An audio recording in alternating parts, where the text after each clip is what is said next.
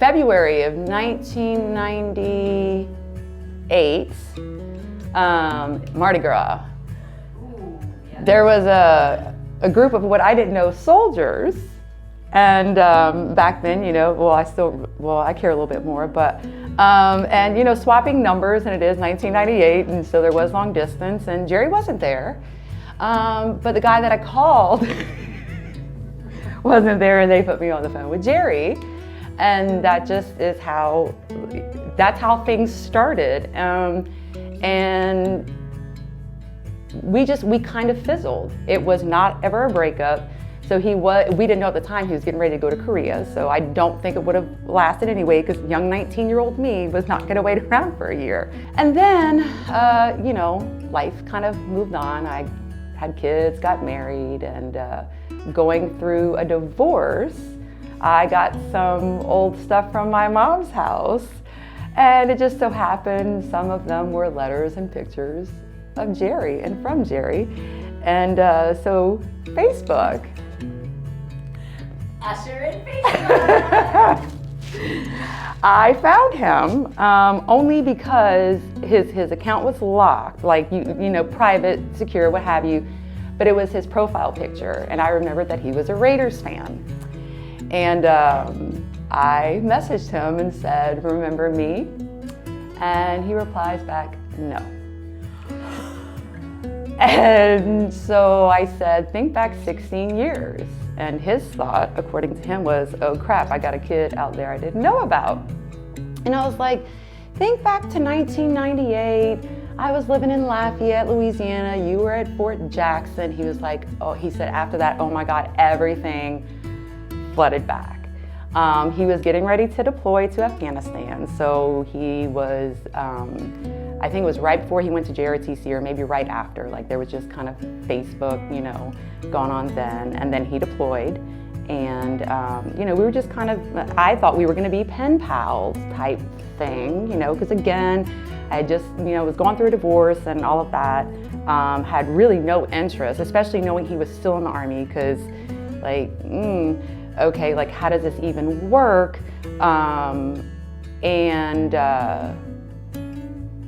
I just had a lot to figure out. And so it was about 2 months after he was in country that I finally heard from him, because they had gotten comms up for the outside world. And when I heard his voice after not talking to him, for quite a while, I was like, "Oh my God, I love this man so much." Like all the feelings from when I was 19, like flooded back in, and it overtook me. And at one point while he was deployed, it was really tough because communication was sketchy. Like he's on this super tiny outpost, and everyone, I know if he'd be gone for a little while, then there was other times I'm like, "Oh, I haven't heard from him for a month," and all of that. And that's when I really realized how much I cared. And the whole let's be pen pals and I'll keep you, just communicating back home type of thing, morale, for lack of better True term. Morale. Yes. And at one point he was talking about me moving up to Fort Bragg before he redeployed. And I was like, "Yeah, no, I just really don't think, I got 2 kids, you got 2 kids." He's like, "Oh, you don't understand, what the op tempo is going to be like." And I was like, "Oh, well, we'll kind of have to figure that out." And then you and I were just talking, 9 years ago today, he came back from Afghanistan, and I've been fortunate he has not had to deploy since. That doesn't mean he hasn't had other, super long rotations, training cycles, and all of that. But, I went up to visit him, and he came down to visit me multiple times. And I went up for a ball, holy cow, that was the most intimidating experience, I think, since he and I have ever been together, was that very first mill ball. Just because you felt... He was a first sergeant, and everyone was like, "All eyes are going to be on you. They've heard about you for so long." And I was like, I was very nervous. It was, and again, intimidating. So everything after that has been really easy peasy as far as, any social interactions, within his units and stuff like that. But you're not shy.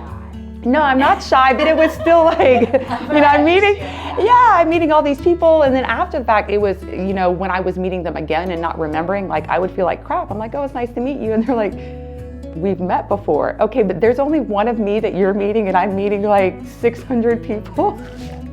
It's a lot. It's a lot. So we decided for me and the twins to move up to Fort Bragg in December of 2012. Yeah. Jerry really wanted to get married, and I was like, yeah, no, I'll be your groupie. Like, I am, no, you'll be my wife before you're my common law wife. And I'm like, I'll just move out of the house for 30 days. He wore me down. I was just, we both had really bad divorces, both involving children.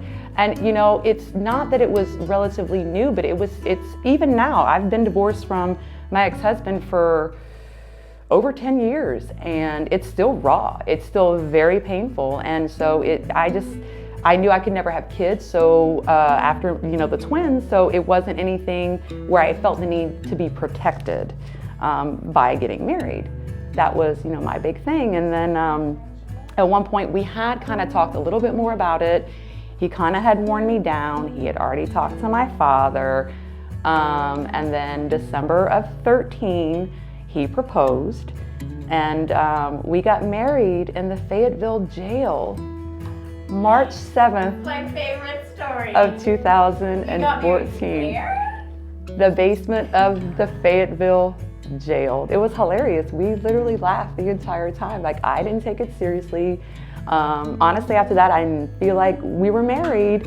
And we had our big wedding in July 19th, 2014. Beautiful wedding. It was my beautiful big wedding, Louisiana Saturday night.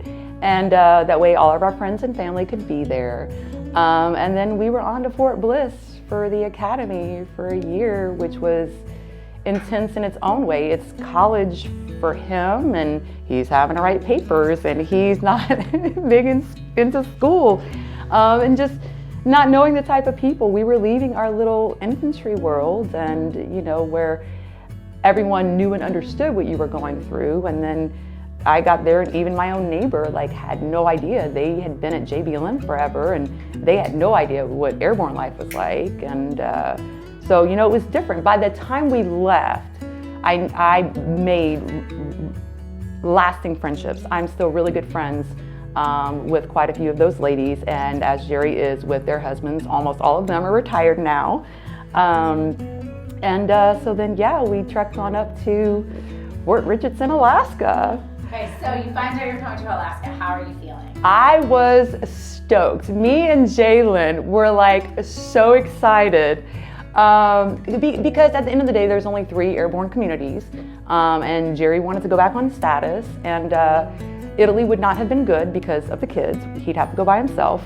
So it was either Bragg or Alaska. But when we found out it was Alaska, it's like, this is a side of the military. Well, you get to travel. You get to, we knew it was max 3 years. And so there would be end in sight if we didn't absolutely love it. Jerry was going to be working for his battalion commander was the S3XO back at Bragg when they went to Afghanistan together, and I was really good friends with his wife. So I'm like, this is perfect. And then I met you. And then things got probably even crazier, because that first year, we had kind of started getting word, that the unit was deploying, and I was fortunate. Jerry did not have to. They were going to send us to Fort Irwin, and I cried for about as long as you did when you found out you were coming to Alaska.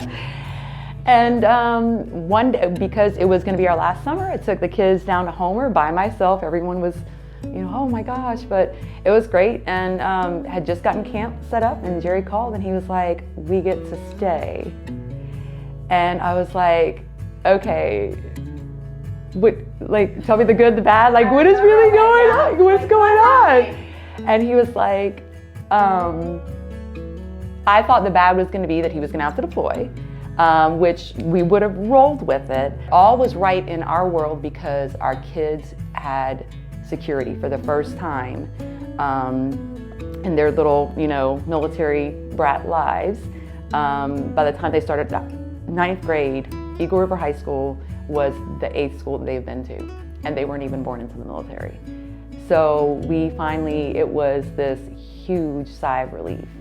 But the downside was everyone was leaving.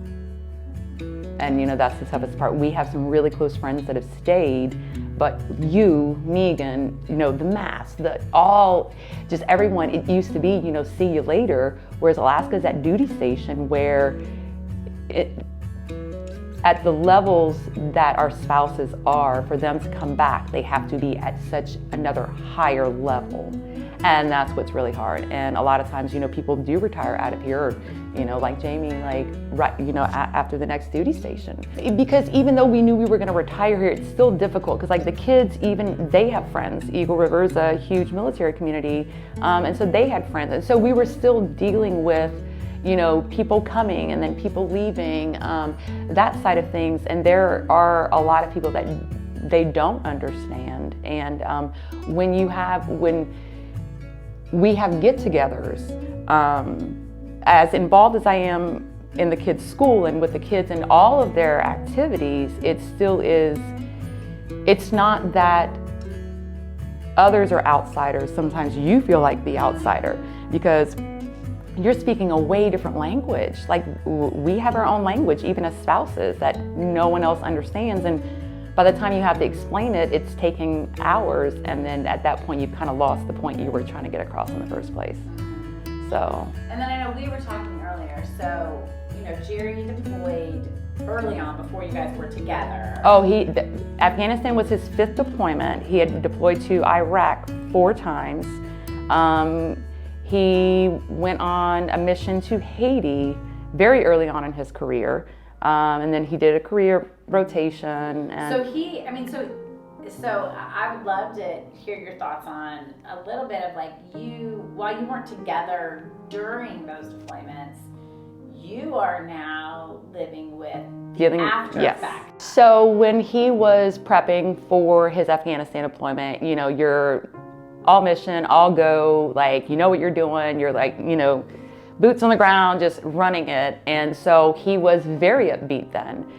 Even during Afghanistan, it's, because you have your purpose, your purpose. And even when he redeployed, it was the whole, yes, there was the reintegration. And he did say he paid more attention during those reintegration briefs than he did, to the other 4 previously. But there still is the whole, it's the reintegration and the honeymoon period, we were still leading separate lives because we lived apart. But I noticed a few months after I moved up, little things would set him off. He has a rough and gruff demeanor, but he's a big old teddy bear. And it would be little things that I'm what is this about? I really didn't understand. Part of it was a lot of his memory issues, exploding when he couldn't find his phone. And I'm like, holy cow, we'll find your phone, I'll call your phone. It's not a big deal.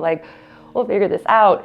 And then, again, just with all the trainings at Bragg before he left for school, it was more during when they weren't training, it would be little things.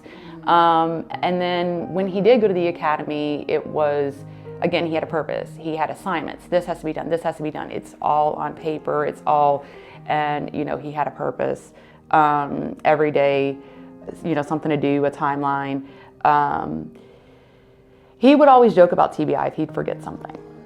And then I know he definitely had hearing issues, which he finally got hearing aids. So I couldn't figure out what he wasn't hearing, what he was forgetting. We were having arguments over his forgetfulness. And looking back, I was a bitch. Why are you getting mad that he forgot something? But I think I felt like it's, we had this discussion, and what I say didn't mean as much to you if you forgot it, not really realizing no, he has pretty severe memory loss. And you can't talk about it. I mean, you can try, but like, I know I felt alone because me not talking about it, I looked around like, who else's husband has the same issues, but they're like me and pretty much too scared to talk about it. So he finally once he got his hearing aids and started realizing how much of it was not his hearing loss, he finally went to the TBI clinic. He got an appointment and he and I went in there together. And it was very intimidating. And there's a bunch of people sitting around and they go over his paperwork and then they all go around, it's a round table and they all ask questions. And so there were certain things like I did, because he had me there in case, he forgot, in which there were things that, that he did forget. And then they meet and then they come back and offer you services. And so the first thing, they went over Jerry, like his medical, let's brain MRI and we can offer you all these different services. And then they turned to me and they offered me services. And for the first time, I felt like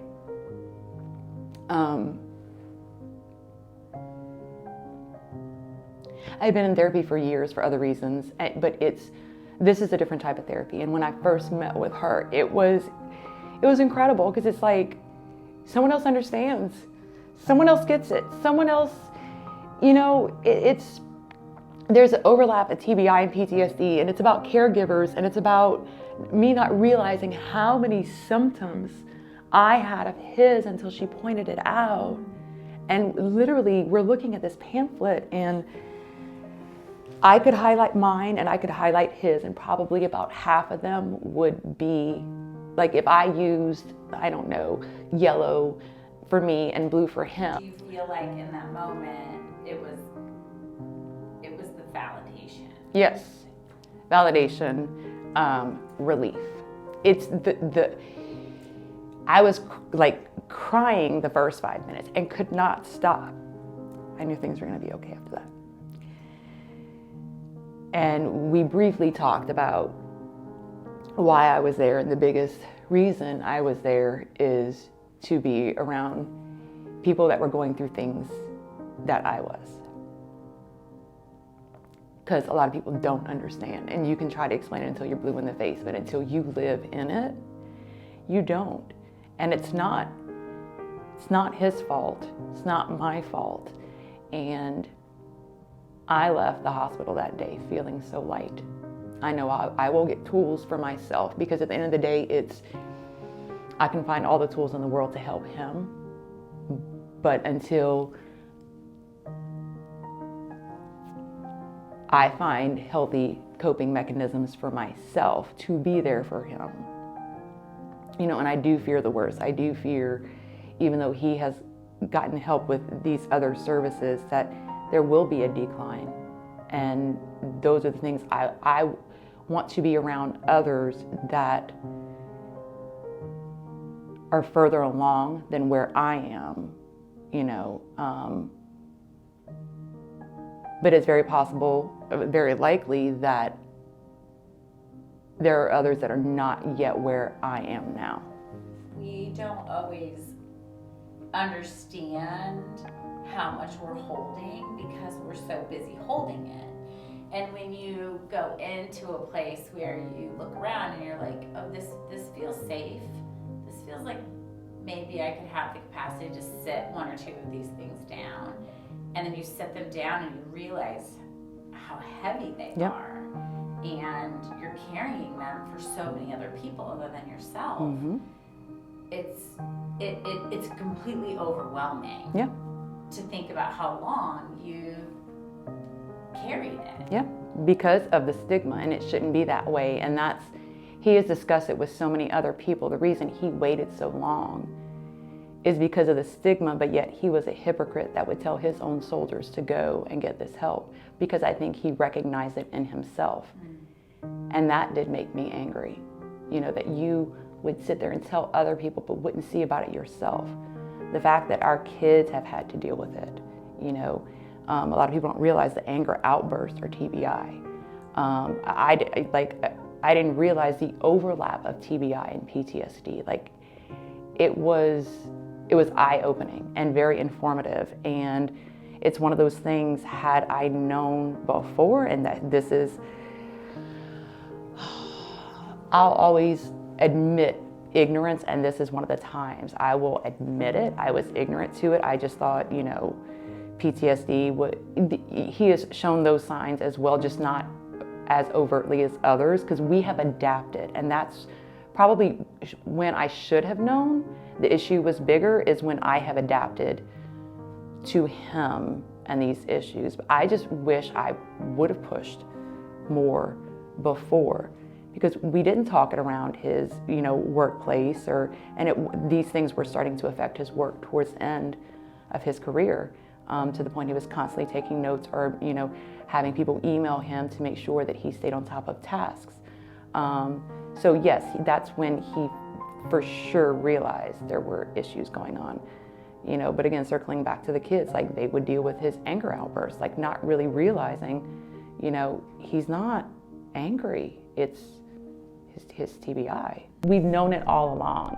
You know, again, it goes back to when he, back in beginning of 2013, he knew something was wrong. I knew something was wrong. He hated whenever I mentioned PTSD. He's like, I don't have PTSD. And one day I looked at him, I got tired of him saying that. And I was like, if you don't, then you're a monster. Because you don't go through the things. And I understand they learn how to put it away and compartmentalize it, but you can only do that for so long. And I will say that the panel that we met with basically did let him know, had he gotten help for his TBI, had he gone and seen someone, because he was a paratrooper for so long, and had so many jumps and, you know, hard landings and multiple explosions, you know, when he's been deployed, that had he seen someone after, the effects they could still be at, you know, where they are now, but there was a potential of some healing. But it was all of these repetitive situations that, you know, is probably why he is where he is now. But, you know, he told me, he was like, you're in the middle of a firefight. You're not gonna go and, you know, yeah, my ears were bleeding. Did you see a medic? No. He was like, because I was in the fight. You don't call for a medic then. You do what you gotta do. But you have walked through shared trauma with these people, and what you have experienced is traumatic. And what that has brought back into our homes in some capacity is traumatic. Bingo. I think that you know, my dad's a Vietnam vet, and he had, I'm assuming he would still have PTSD, but even as kids, we did not want, my mom would send us to wake him up, and we would all argue over who had to do it, because none of us wanted to. So that's when I got the whole thing of learning how to wake someone up. And I've done that with Jerry. I've tried to show the kids, don't go up to him and shake him, because he has hit our children before, waking him up. Go to his leg. That's what has worked for me.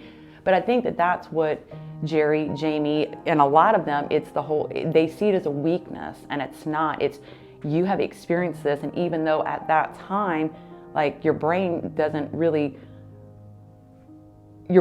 blocks it, and it's not until later on, and it's not what people, I think that it is. You know, it's, you know, Jerry really doesn't like going into crowded places. You know, it's certain things on the road, certain things, and like that's what they don't understand, is you're not chicken because of these things, and there's nothing wrong with it. It's healthy. It's a healthy way of dealing with what you went through. You know, we don't go to movie theaters. Granted, I don't like sitting in a movie theater. You know, I like to be able to pause the movie, go do whatever, come back. But yeah, I have learned when I go in where to sit in a restaurant. When I say I have adapted to him, we don't sit there and walk the mall. We'll go into a store, maybe walk a few, let's go around here.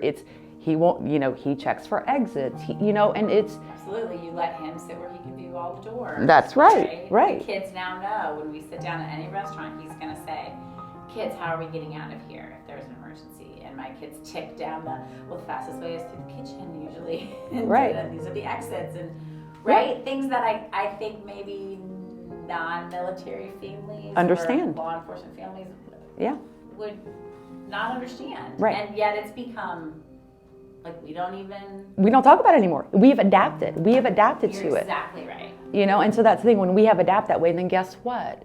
There is an issue. Mm-hmm. But at the end of the day, you're not broken. I know, I hate that. Right. You're not, it is how your brain, number one, TBI is your brain actually protecting itself. Crazy, right? But PT, like it's, the wiring's a little bit different. For me, all the hard that has come out of the time in the military, the joy of the people. Yes. It's the best and the worst because like you make the greatest bonds, you know, and yes, you do have to say goodbye, but I am still friends with people that I met 9 years ago when Jerry and I first got together. I'm still friends with them. And it's one of those because they get you, they understand you in ways that people outside your community don't. When you have people that get you and you don't even have to say anything, or you only have to say one word, or the look on their face, especially if you're good friends, you know, you know what you get, and you don't want to let something like that go.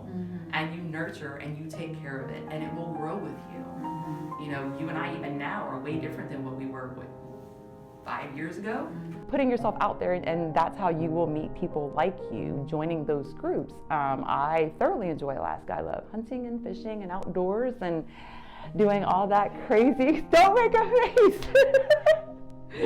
All the crazy stuff. I enjoy it. This is home for me now. This is, you know, but make the most. No matter what duty station you go to, make the most out of it. And, you know, surround yourself with like-minded people and go in with a positive attitude. And don't be afraid to ask for help or assistance or, you know, things that you need, because people don't know, they're not mind readers. There are some people that are so, they're married to the military, but they're so anti-military life.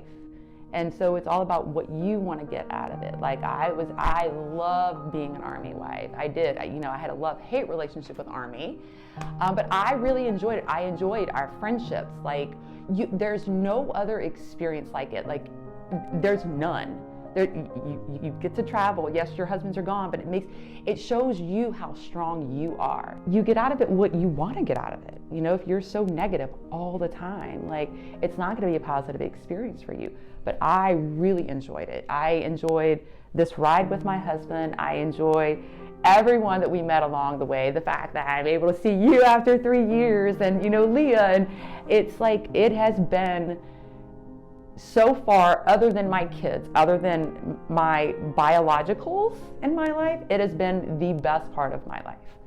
There's also some of the pinpointed worst times only behind my divorce, but you know, it's the good and the bad. It's not all going to be good, but it's not all going to be bad unless you let it.